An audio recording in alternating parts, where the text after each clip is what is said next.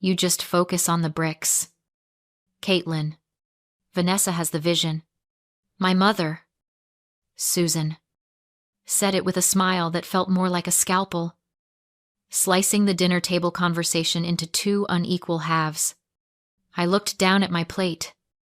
The perfectly roasted asparagus, suddenly looking gray. Across the curated dining room of the luxury Chicago condo, my sister Vanessa beamed, swirling her red wine. She was the artist, the dreamer, the consultant who sold lifestyles she couldn't afford. I was the architect, the one who dealt with load-bearing walls and permits, the one who was boring, but also the one who had quietly wired $4,800 into my father's account on the first of every month for 4 years.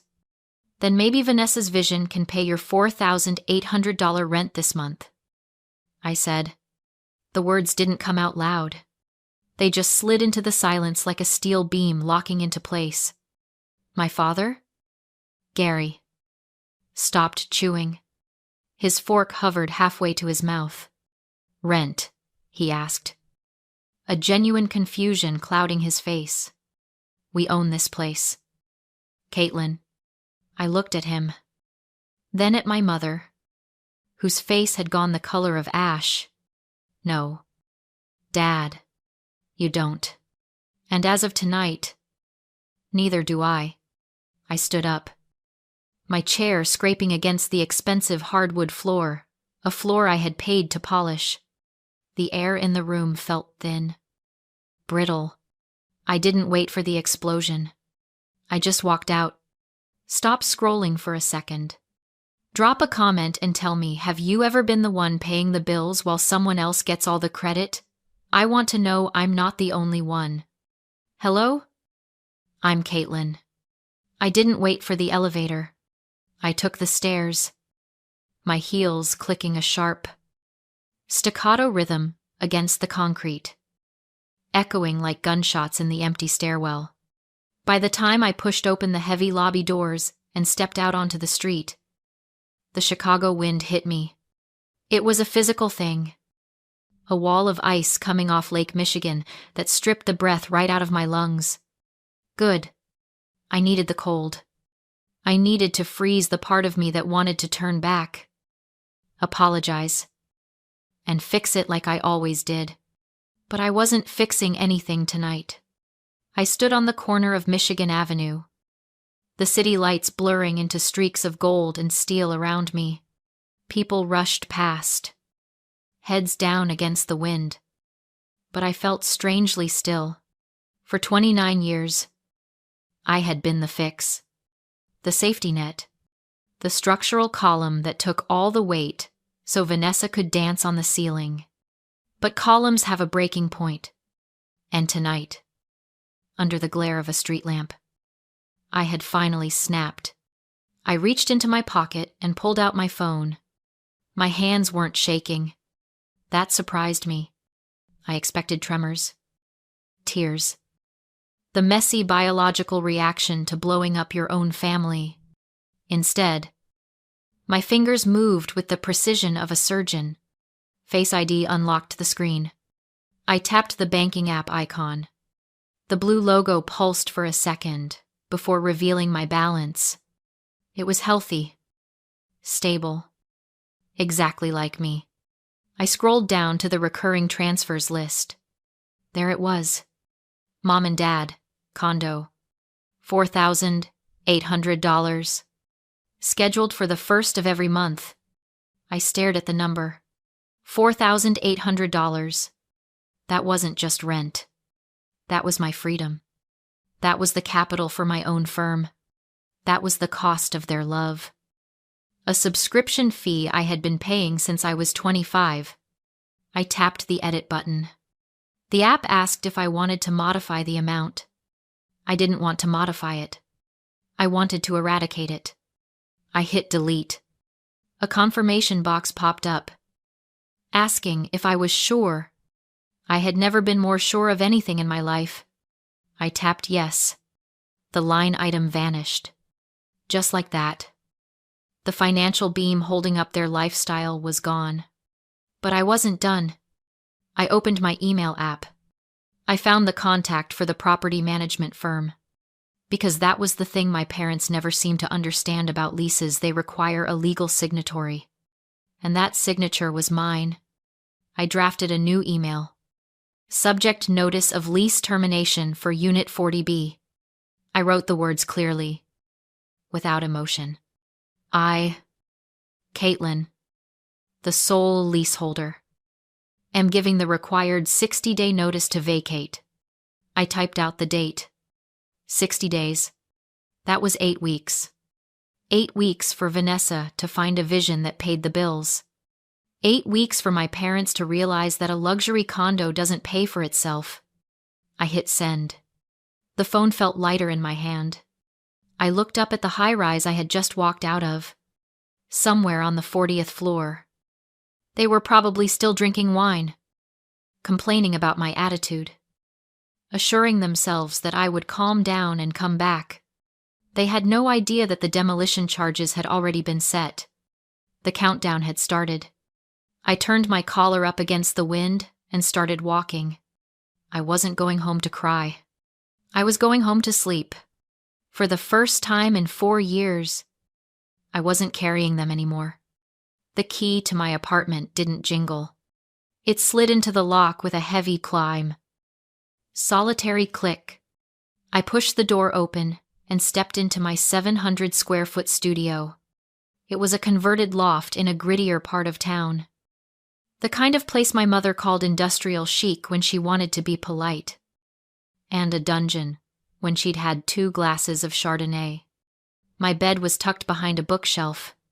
My dining room was a counter with 2 stools. It was small. It was quiet. And it cost 1/3 of what I paid for the view I had just walked away from. I sat on one of the stools and opened my laptop. The screen glowed in the dark room, illuminating the spreadsheet I had hidden in a folder named Tax Documents. I opened it. It wasn't taxes. It was a ledger, line by line. I scrolled through the history of my own erasure. It started 4 years ago. My parents had sold the big house in the suburbs to downsize to the city.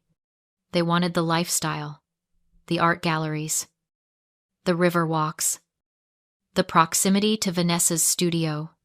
But 3 months in, my father, Gary, had pulled me aside. A temporary cash flow issue, he'd called it. Liquidity problems with the sale. Could I cover the rent just for a month or 2? I remembered the look in his eyes. Panic. Vulnerability. I wrote the check. 1 month turned into 6. 6 turned into 12. The liquidity problem became a permanent state of affairs. A silent agreement that I would pay for the stage while they performed on it. I scrolled to the bottom of the spreadsheet. The autosum cell stared back at me in bold. Black font. $230,000. $400. The air left the room. $230,000. That wasn't just money. That was a house. That was a retirement fund. That was the seed capital for the architecture firm I had been dreaming of starting since I was 22. I had poured it all into a hole in the sky, funding a life I wasn't invited to enjoy. For years, I had asked myself why I did it. Why did I stay in a studio apartment eating ramen while they ordered steak in a condo I paid for? Was I weak? Was I stupid? No. It was more complicated than that. I closed my eyes and let the truth settle in. In architecture, there is a concept called progressive collapse. It happens when a primary structural element fails, and the weight shifts to members that can't support it, bringing the whole building down. I had convinced myself that I was that primary element. I believed that my family was a fragile structure, and I was the only load-bearing wall. If I moved, if I stepped away, everything they were, their status, their happiness, their very identity would turn to rubble. They had trained me for this role. Since I was a child, I was taught that my value wasn't in being seen, but in bearing the weight. Vanessa was the facade, the glass, and the steel that caught the light. I was the rebar, buried in the concrete.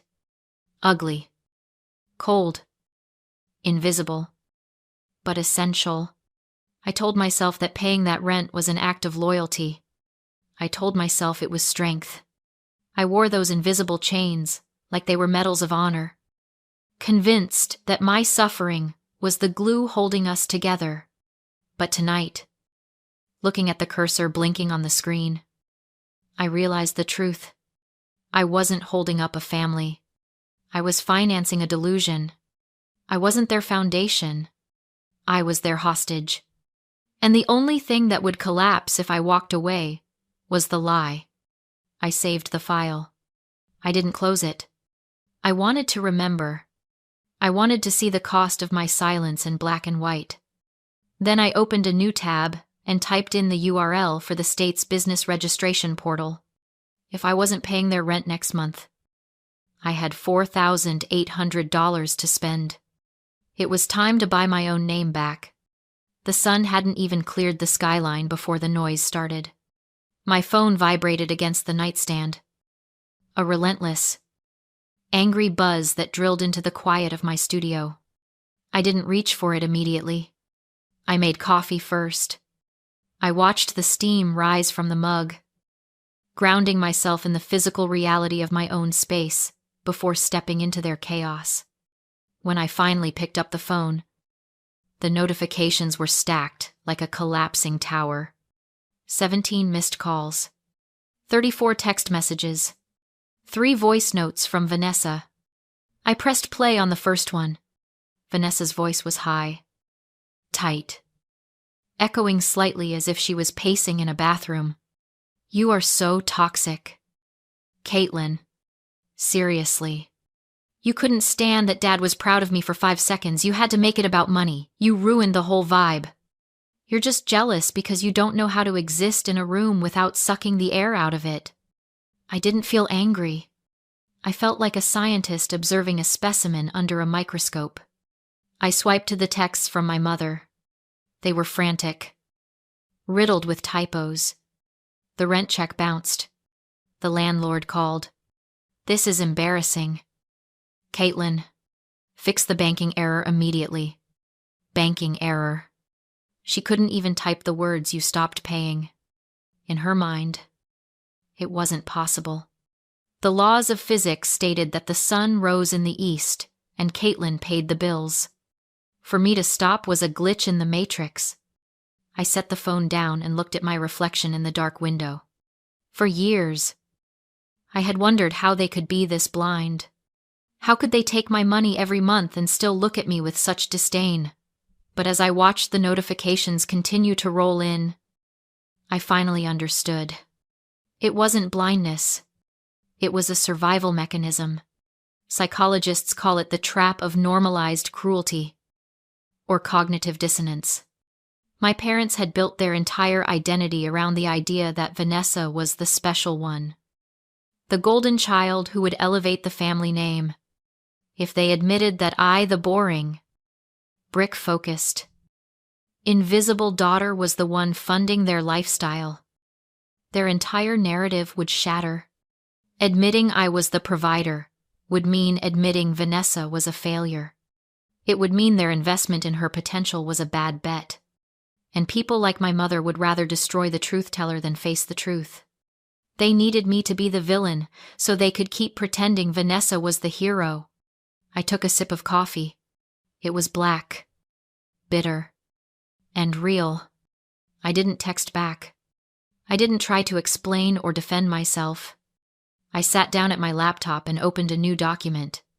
I wasn't a daughter right now. I was a landlord dealing with delinquent tenants. I typed the header, "Notice to quit.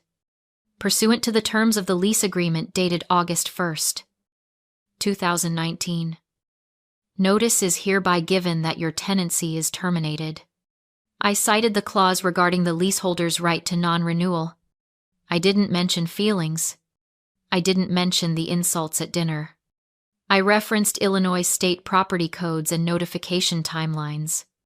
I redlined them out of my life with the same dispassionate precision I used to correct a floor plan. I printed the document. Then I pulled a fresh envelope from my drawer. I addressed it to my father, Gary, knowing that when he saw my handwriting, he would expect a check. He would expect an apology. He would expect the beam to go back under the load. Instead, he was getting an eviction. I sealed the envelope and mailed it, knowing the impact was coming. 3 days later, my father walked into my office, clutching a manila envelope like a shield. He tossed it onto my desk, insisting the condo deed they found proved everything was a mistake. I opened it. One glance was enough. "Dad, this isn't a deed. It's a JPEG," I said. The county stamp was pixelated. He looked genuinely confused. Years of letting my mother handle details had left him unable to tell real from fake. I turned my monitor toward him. "Here's the truth. The $500. 000 from the house sale didn't buy the condo. It was wired to V-Style LLC, Vanessa's failed fashion line." His face collapsed as he realized his entire retirement had been burned on his favorite daughter's vanity project. And I had been secretly paying their rent for 4 years so he wouldn't learn he was broke. 60 days later, I stood in the condo for the final inspection. Vanessa sobbed excuses. My mother begged. My father stared out the window. Shattered. I left the master key on the counter. "Goodbye," I said, closing the door on the life I'd been subsidizing. 2 weeks later, I stood on a construction site, my first major project as Caitlin Ellis Architects. As concrete poured into the foundation, I understood demolition is only the first step. Real justice is what you build afterward. The $4. 800. I used to spend covering their rent, now funded draftsmen. Software. And the future I was building brick by brick, something honest. Something mine. If you're ready to stop paying for someone else's illusion, share this story. Next week, we talk about rebuilding after the demolition.